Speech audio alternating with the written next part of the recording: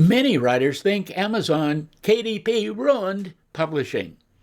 They're looking at lower payouts, print quality complaints, those low-quality cut-and-paste AI books flooding the store, and they're concluding that the system is broken.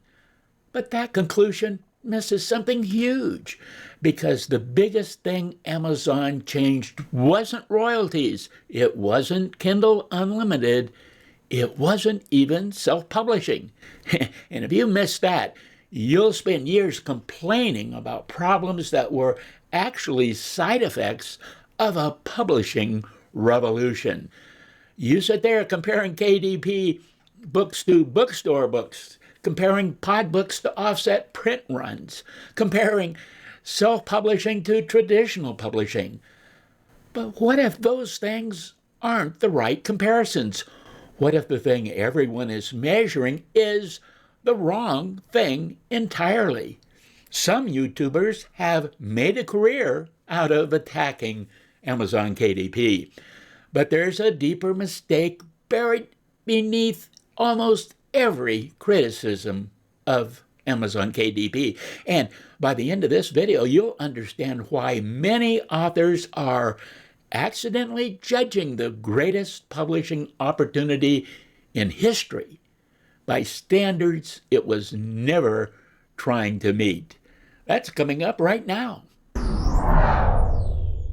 The wrong comparison. Welcome, I'm Dale Hughes from VelocityWriting.com. When people criticize KDP, the same complaints keep appearing. The royalties aren't what they used to be. The print quality isn't perfect.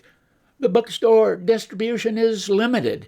The hardcover quality could be better. And here's the strange thing. Many of those criticisms are true, or at least partially true.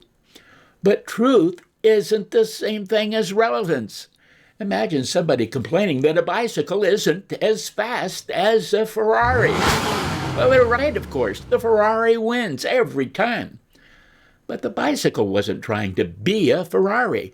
And that's the problem I see in many KDP discussions. Authors compare print-on-demand pod books to expensive offset printed books. Pod is digital printing, souped-up photocopy machines, far different than offset.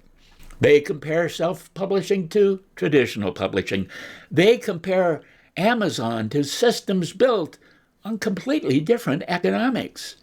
And that creates a huge expectation gap, because once you start making those comparisons, KDP will always lose. Offset printing looks better. Of course, you need huge print runs to get the quality at a profitable price point. Large publishers have bigger marketing budgets. Established authors get better bookstore placement. None of that is surprising. But the real question is this: what was the alternative before KDP existed? Because that answer changes everything, and it exposes the assumptions most writers never question. The cost nobody talks about. Before Amazon, publishing wasn't just difficult. It was permission-based. You needed lots of people to say yes. An agent, an editor, a publisher, a distributor, a buyer. Someone between you and the reader controlled access. And most writers never got through those gates. Not because they were bad, because there were only so many slots available. I incorporated my own indie publishing company years before Amazon. Selecting and editing manuscripts was the easy part. The administrative work was the hard part, meeting payroll, paying sales taxes, and complying with all kinds of government rules. It takes a lot of money to process orders, to pay large run printing costs up front, shipping fees to my warehouse space, staff to pack orders and to ship them to customers.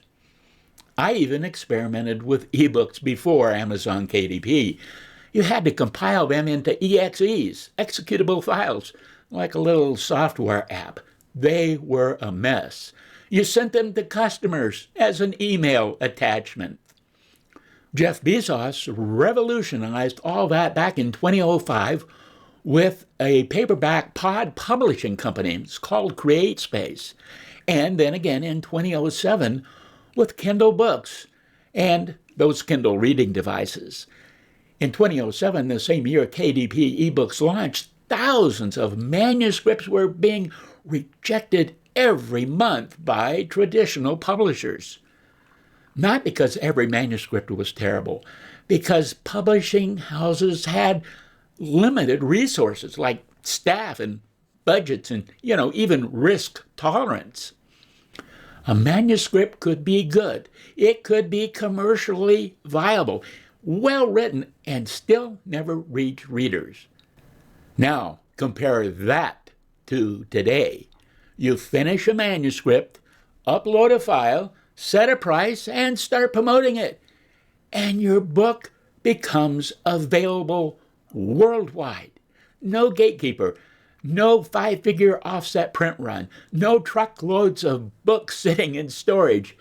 And KDP handles shipping and paying sales taxes. And yet somehow the conversation often becomes, oh, the cover colors aren't saturated enough, or the royalties should be higher, or the paper quality could be better. I saw a writer on a Facebook group recently showing a picture of his book sitting on a table in the sunlight, and the cover was curling.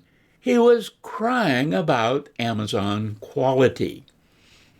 Unreal expectations, in my opinion. Even expensive offset printed covers will curl in sunlight or in humidity. But, even that isn't the real problem, because those complaints reveal something deeper. They reveal that we've become so accustomed to access that we've stopped valuing it. The Amazon KDP miracle became normal. And once that happened, everyone started focusing on imperfections. But imperfections aren't the story. The removal of permission is the story. And that changes how you evaluate everything else. What KDP actually sells. Here's the part I think most writers miss. Amazon doesn't sell publishing. Amazon sells infrastructure. That's a completely different thing. Roads have potholes. Internet providers have outages. Power grids fail. Infrastructure is never perfect.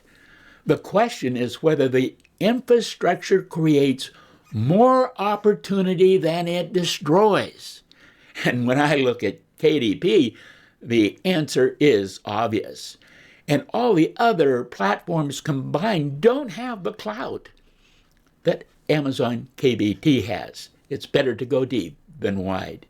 Yes, authors complain about print quality, but how many books would have never existed without print on demand?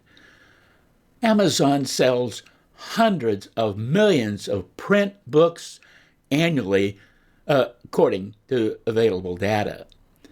A major portion of which is driven by its KDP print-on-demand service. So readers are buying. They're not complaining. It's authors who do the complaining. But how much money would they have spent chasing traditional publication that would never materialize?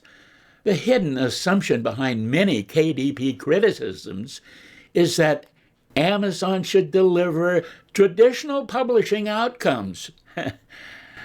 But that's not the deal Amazon offered. The deal was different. The deal was you keep control, you keep ownership, you keep access, you keep publishing rights, and in exchange, you accept certain trade-offs. Now, that's not exploitation. That's a choice. And once you understand that, the conversation changes. Because KDP isn't competing with offset printing. It's competing with obscurity. It's competing with rejection. It's competing with gatekeepers, warehouses, inventory, and huge administrative tasks like paying out sales tax and handling shipping. And against those competitors, Amazon KDP wins by a mile. The real revolution. The biggest mistake writers make is thinking Amazon's greatest achievement was manufacturing books. It wasn't. Sure, Amazon KDP has some problems. It's not perfect. But Amazon created a publishing system that no longer requires permission. That's a completely different revolution. And once you see that, many of the platform's flaws start looking less like failures and more like trade-offs. Here's something practical you can do today. The next time you evaluate a publishing platform, stop asking, how does this compare to traditional publishing? Ask instead, what becomes possible to me because this platform exists? Those are very different questions, and they lead to very different conclusions. If you enjoyed this video, please check out the next one. Have a great writing day.